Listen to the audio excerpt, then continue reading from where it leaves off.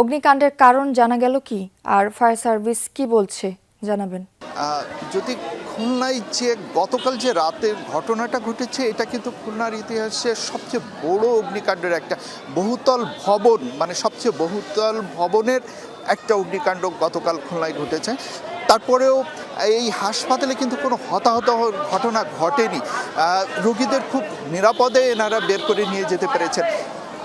এরা যারা বলছেন তারা কিন্তু প্রাথমিকভাবে যেটা বলছেন যে এখানে একটা জেনারেটর রুম ছিল, সেই জেনারেটর রুম থেকেই অগ্নিকাণ্ডের ঘটনা ঘটেছে।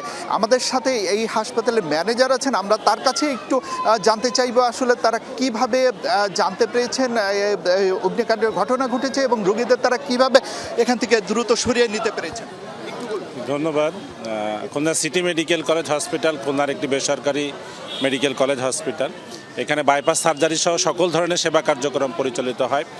গতকালকে যে দুর্ঘটনাটি ঘটেছে রাত আনুমানিক 9:30টার দিকে, অপ্রত্যাশিতভাবে আমাদের বেসমেন্টের একটি রুম থেকে সম্ভবত শর্ট সার্কিট, আমরা নট শিওর এই পর্যন্ত যে কোথা থেকে, আমাদের প্রাথমিক তদন্ত চলছে, সেখান থেকে আগুনের সূত্রপাত। তো সর্বশেষ রাত 2:30টা পর্যন্ত আগুন আমরা নিয়ন্ত্রণে আনতে সক্ষম হই এবং ধোঁয়া সহ সকল কিছু নিয়ন্ত্রণে আসে। ওই মুহূর্তে আমাদের হসপিটালে প্রায় 250-র অধিক পেশেন্ট ভর্তি ছিলেন। ক্রিটিক্যাল পেশেন্ট যেমন আমাদের বাইপাস সার্জারি পেশেন্ট ছিল, সিসিইউতে পেশেন্ট ছিল, এনআইসিইউ পেশেন্ট ছিল।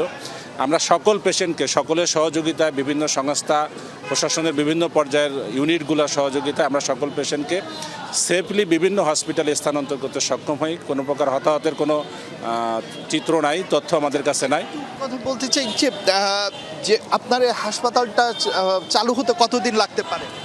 এইটা আনুমানিক আমরা আশা করছি যে ক্ষতির পরিমাণ যতটুকু হয়েছে মিনিমাম 1 সপ্তাহ লাগতে পারে, তবে চেষ্টা করছি আরও অল্প সময়ের মধ্যে করা যায় কিনা। যদি আপনাকে ধন্যবাদ এহসান।